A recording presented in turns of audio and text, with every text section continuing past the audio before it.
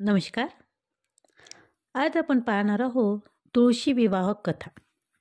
कार्तिक एकादशीला सर्व मंगल कार्याची सुरुवात केली जाते.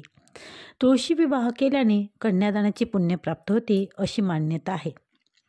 विवाहाच्या पूर्व दिवशी म्हणजेच आदल्या दिवशी तुळशी वृंदावन रंगवून सुशोभित करतात. तुळस विष्णुप्रिय किंवा हरिप्रिय असेही संबोधले जाते.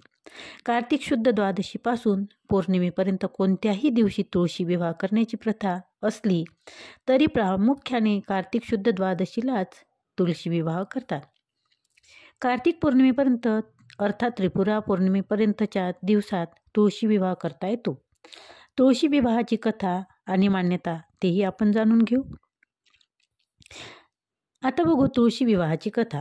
जालंधर असुराची पत्नी वृंदा अतिशय पतिव्रता होती. तिच्या पुण्यप्रभावामुळे तो देवांनाही अजिंक्य झाला होता. वृंदेला भ्रष्ट केल्याशिवाय जालंधरचा पराभव शक्य नाही हे देवतांना माहीत होते.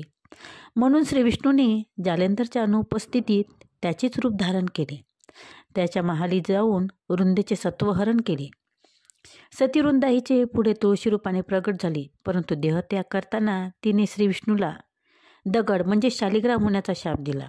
विष्णूनेही तिला तुळशीचे रूप होण्याचा प्रतिशाप दिला.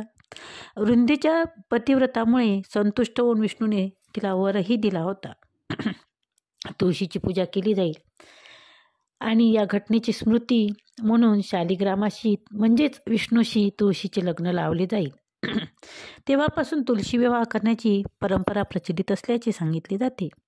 स्नानानंतर रोज तुळशीच्या रोपाला पाणी देणे आरोग्यासाठी उत्तम मानले जाते. तुळशीमुळे वातावरणातील हवा शुद्ध होते. तुळशीपत्राचा अर्क बऱ्याच आजारावर रामबाण उपाय ठरतो.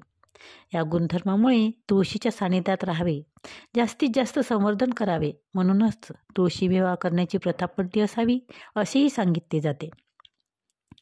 तुळशी विवाहाची मान्यता. घरातील कन्या मानून तुळशी वृंदावनाची गेरू व चुन्यांनी रंगरंगोटी करतात.